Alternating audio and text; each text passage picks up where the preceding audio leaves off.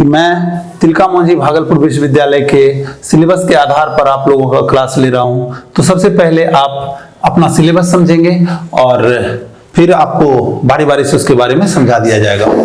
BSc mathematics part 1 के बच्चों के लिए यह सिलेबस है। आप जो बच्चे 12th करके पार्ट 1 में एडमिशन लिए हैं उनको मैथमेटिक्स ऑनर्स में क्या पढ़ना है, पहले ईयर में, फर्स्ट ईयर में आपको क्या पढ़ना है, यानी आप पार्ट 1 में क्या पढ़ेंगे। देखिए आपको दो पेपर पढ़ने होते हैं, पेपर फर्स्ट और पेपर सेकंड।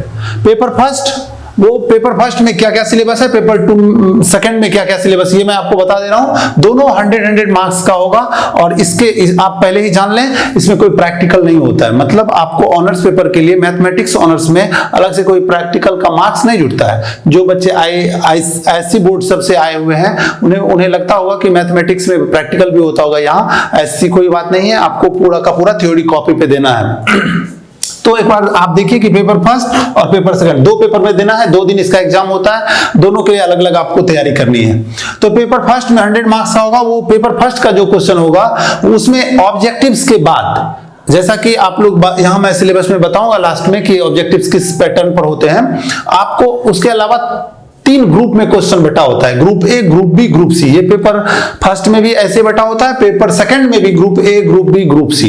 तो आप देख सकते हैं कि ग्रुप ए में आपको 2 बुक्स पढ़ने हैं, set theory, theory of equation.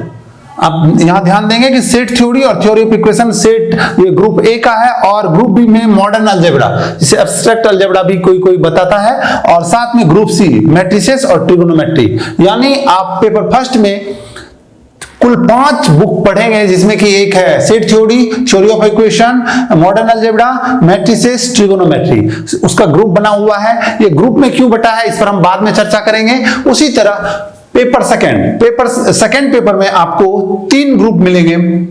Group A में आपको डिफरेंशियल कैलकुलस और इंटीग्रल कैलकुलस, ग्रुप ए में आपको पढ़ना होगा डिफरेंशियल कैलकुलस और इंटीग्रल कैलकुलस, ग्रुप बी में वेक्टर और डिफरेंशियल इक्वेशंस।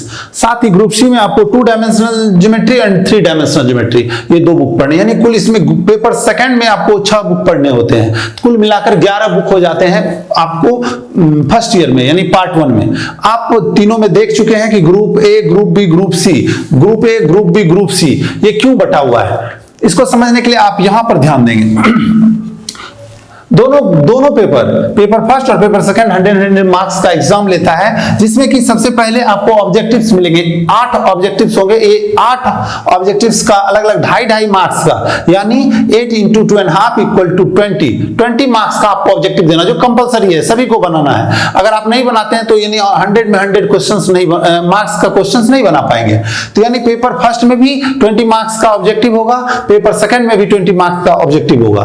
तो ये ऑब्जेक्टिव्स 8 होंगे, जिसमें 8 में ये ऑब्जेक्टिव मल्टीपल चॉइस वाले होते हैं, उसमें से सेलेक्ट करना होता है। 4 ऑप्शंस दिए रहते हैं, उसमें से एक सेलेक्ट करना है। एक ऑब्जेक्टिव अगर आपका सही होता है उसके लिए आपको 2.5 मार्क्स मिलता है। इस तरह से आप जितना बनाते हैं तो मैक्सिमम 8 क्वेश्चन होता है, 8 अगर सही बनाते हैं तो आपको 20 मार्क्स मिलता है।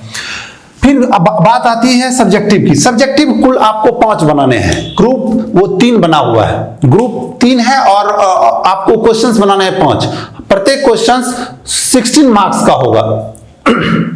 अगर आप group A, group B, group C, ऐसा नहीं है कि ग्रुप ए से 5 क्वेश्चंस बना सकते हैं। ग्रुप ए से आप जाएंगे और 5 क्वेश्चंस बना देंगे, तो हालांकि वहां क्वेश्चंस ही ग्रुप ए में 4 ही क्वेश्चन होगा, ग्रुप में बी में 4 क्वेश्चन होगा, ग्रुप सी में 4 क्वेश्चन होगा। तो सबसे पहले इसमें डिस्टिंक्शन दिया होता है, नोट में आप देख सकते हैं कि इसमें सब्जेक्टिव क्वेश्चंस जो होते हैं उसमें प्रत्येक ग्रुप से एक आपको सेलेक्ट करना ही होता है। यानी कि आप अधिक से अधिक जिससे बनाना है बनाइए, लेकिन group A, group B, group C से कम एक क्वेश्चन तो आपको टच करना ही होगा। ऐसा सिलेबस इसलिए बनाया जाता है, नहीं तो बच्चे क्या करेंगे। अब देखिए कि ग्रुप ए, ग्रुप बी पढ़ ले, ग्रुप सी को इग्नोर मार दे, तो आप टोटल 8 क्वेश्चन में से कोई 5 बना लेगा। तो इससे अब कोई बच्चा सेट थ्योरी पढ़ ले, मॉडर्न अलजेब्रा पढ़ ले, तो दोनों पढ़ करके 6 क्वेश्चन आता है, उसमें से 5 बना लेगा। तो इससे क्या होगा, शेष सिलेबस वो कवर नहीं भी करेगा तो मार्क्स ला सकता है, लेकिन इससे उसका बेस कमजोर हो जाएगा, उसकी पढ़ाई कमजोर होगी। सिलेबस बनाने वाले का मकसद है कि आप प्रत्येक पेपर के प्रत्येक बुक को पढ़िए, इसलिए आपको ऐसा रिस्ट्रिक्शन दिया रहता है। तो group A, group B, group C में से आपको एक क्वेश्चन सेलेक्ट करना ही होगा। उसके बाद फिर आपका चॉइस होता है कि आप किससे कितना क्वेश्चन का आंसर देते हैं। तो इसी तरह ग्रुप पेपर सेकंड में भी वही ग्रुप ए, ग्रुप बी और ग्रुप सी होता है, जिसे ग्रुप ए में ये दोनों, ग्रुप बी में ये दोनों, ग्रुप सी में ये दोनों, यानी ग्रुप पेपर सेकंड में 6 बुक पढ़ते हैं और पेपर फर्स्ट में आप 5 बुक पढ़ते हैं। तो ये हुआ आपका सिलेबस। तो कुल 16 मार्क्स का सब्जेक्टिव, एक सब्जेक्टिव 16 मार्क्स का यानी 16 मार्क्स के होते हैं, तो 5, तो टोटल 80 मार्क्स आपको आते हैं सब्जेक्टिव में, 20 मार्क्स आते हैं ऑब्जेक्टिव में। तो पेपर फर्स्ट में अगर आप इसका सिलेक्शन करते हैं, इस तरह से सिलेबस समझ कर तैयारी करते हैं, तो आपको कई ऐसे आइडियाज आपके अंदर डेवलप कर जा सकते हैं। वैसे तो मैं सलाह दूंगा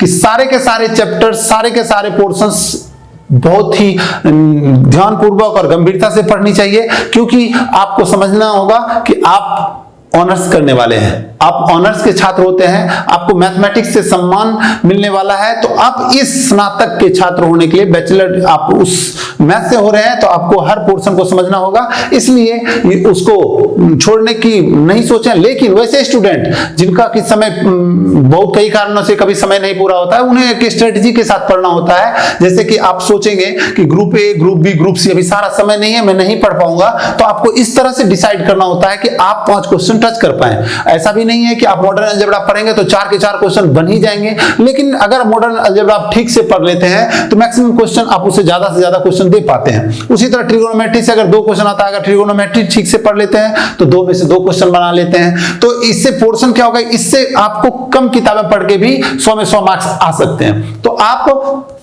आप ऐसा करेंगे कि आप अपने सिलेबस और अपनी समझ के आधार पर ये तय करेंगे एग्जाम से पहले कि हमें कौन कौन सा क्वेश्चन, कौन कौन से पोर्शन से क्वेश्चन टच करना है।